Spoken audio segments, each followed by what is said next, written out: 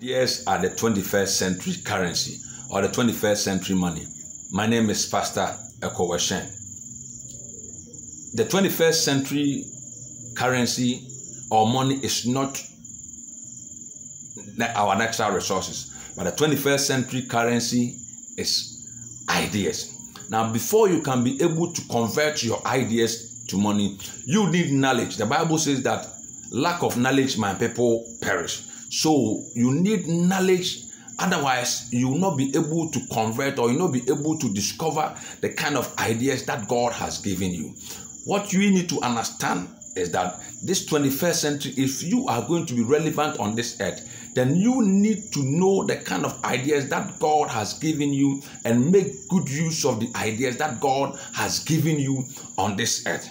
God only started creation and he left it for man to continue, because when God created the heavens and the earth, and when God created Adam and Eve, God gave Adam the power to give names to everything on this earth. And Adam gave names to the animals and everything on this earth. Now, when God created the heavens and the earth, the whole of this earth was forest. When this earth was in the hands of the Lord, it was forest. But when human beings took charge of this earth, human beings were able to convert this earth into a beautiful place. That is why today human beings can build skyscrapers. That is why today human beings can invent aeroplanes. That's why today human beings can invent mobile phones. But when God created the heavens and the earth, there was nothing like mobile phone, there was nothing like skyscraper, there was nothing like television. But God gave human beings the ability, the mind to be able to create all these things. What we need to understand is that God gave us our brains not to meditate on problems. God gave us our brains to solve problems. So that mind that God has given you, God has given you for you to be able to solve problems on this earth. Sometimes we complain that we don't have money. Sometimes we go to church and we pray. We pray that God should bless us. But you see, Christians don't value the importance of ideas. So whenever they go to church and they are praying, they always switch their mind off. They switch their mind off. But in order for you to be relevant, in order for you to be able to communicate to God, whenever you are in the presence of the Lord, you have to open your mind. You don't have to switch your mind off. You have to open your mind so that your prayer can correspond with what is in your mind. Everything that you are looking for is just an idea waiting for you. What we need to understand is that God has given us power. God has given us the authority to be able to become successful on this earth. But if we are going to be successful on this earth, we need to know the kind of idea that we have. Since independence, Africans, we have depended so much on our natural resources.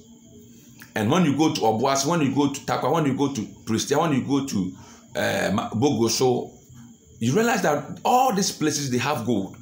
But the gold that they have, it has not been able to transform the ordinary man in these towns. So it tells you that even though we don't have good leaders that can manage these resources, but you see the West, they don't have a lot of natural resources, but they have been able to convert the ideas that God has given them. And it is more than natural resources. We have gold and we have cocoa. And the cocoa that we produce in our country, somebody is at the world market and he determines the price. That is what we have. We have the perfect market and the imperfect market. The perfect market simply means that when you take your product to the international market, the economic or the people at the international market, they will decide that they will give you this amount of money, or they will price the kind of cocoa or your cocoa, or they will give price to your gold, your diamond. You understand? So the farmer who suffered, the orange farmer who suffered and toiled so hard to produce this product, don't have the opportunity to determine the price that he is going to sell his cocoa. The imperfect market is very simple, that nobody controls the price. That is why somebody will be in Japan and just manufacture one Toyota Land Cruiser, and he will determine the amount that he will sell the Toyota Land Cruiser at the international market.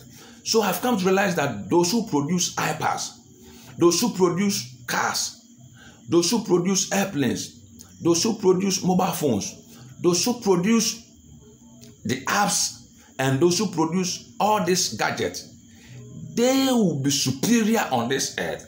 And those who don't produce iPads, those who don't, the economy, who does not produce iPads, who does not produce all these things, are going to serve those who produce the iPads and the cars and those kind of stuff. Because at the end of the day, we have not been able to convert the ideas that God has given to us.